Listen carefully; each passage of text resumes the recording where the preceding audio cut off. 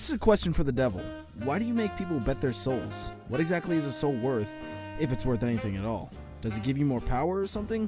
I just really want to know. A soul. A soul can be worth a lot. Here's what a soul is.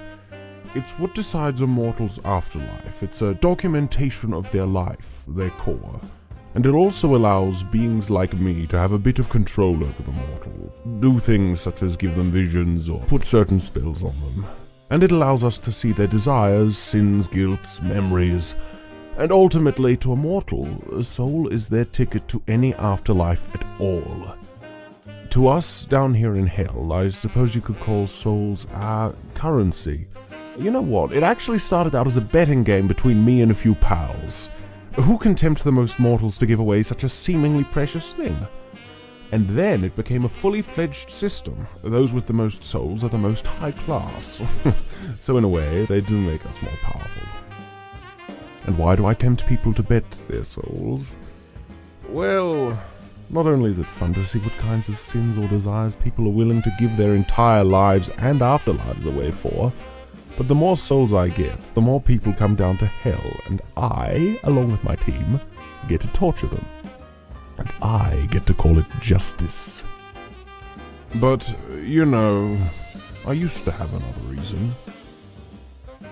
Souls really are something. I used to watch them being created. I used to watch him create them. I remember I used to try and create souls myself as well.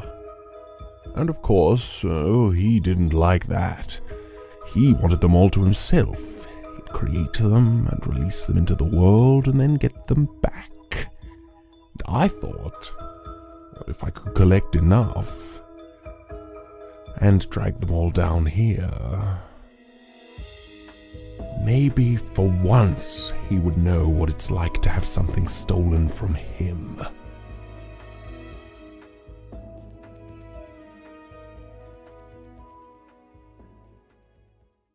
Chips, you're pretty chill from what I've seen. What's something interesting about your past? What about you, Fear? I know very little about you. Why is it that you're skeletal when you used to be a fully fleshed out horse?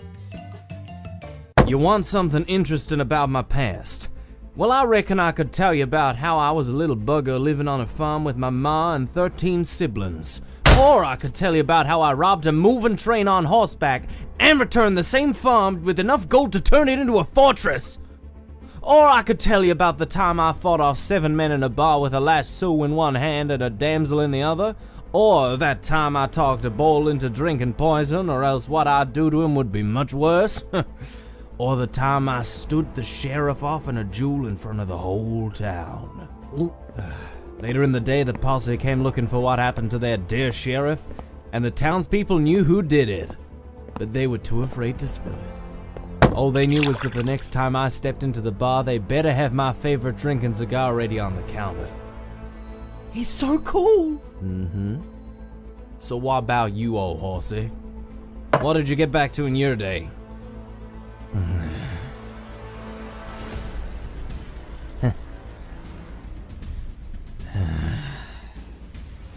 Well, back then when I still had flesh, I lived amongst other horses who were athletes for rich fat cats to bet on during races.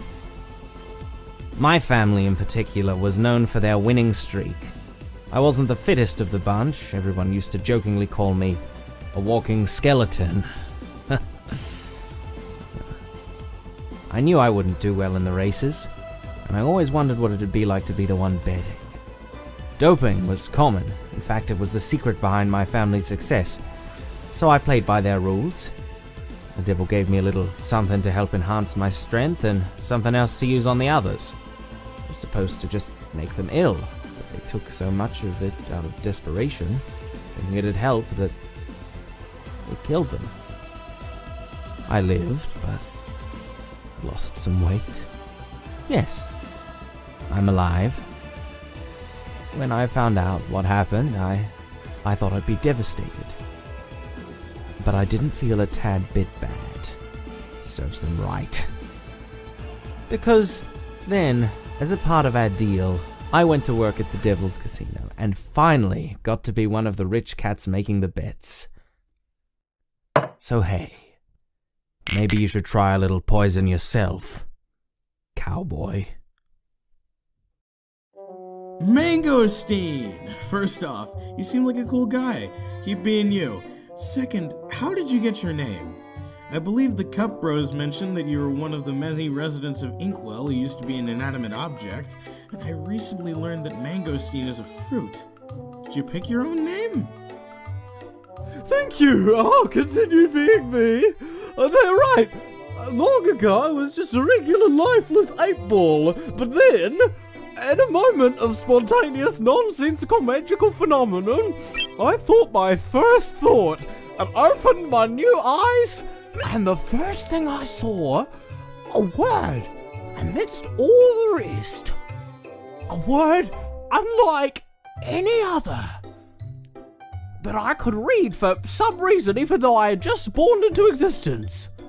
I love the word so much that I decided from then on it would be my name, and thus I became Mangosteen! Whoa, inspiring. I wasn't the only one either. I came to be alongside many others who, I guess in a way, were my siblings. I must have been the oldest one since I grew up fast, and soon I became so big that I had to leave the nest. I still hope that one day I might run into them when they're all grown up as well, and we can catch up on all those years we've been apart. Even if I didn't come to be like most other people, without a mom and dad, I still have a family, and even though we weren't there for most of each other's lives, that's what we are. Oh, yeah. Should we tell him he was probably the only one who came to life? No, let him have this.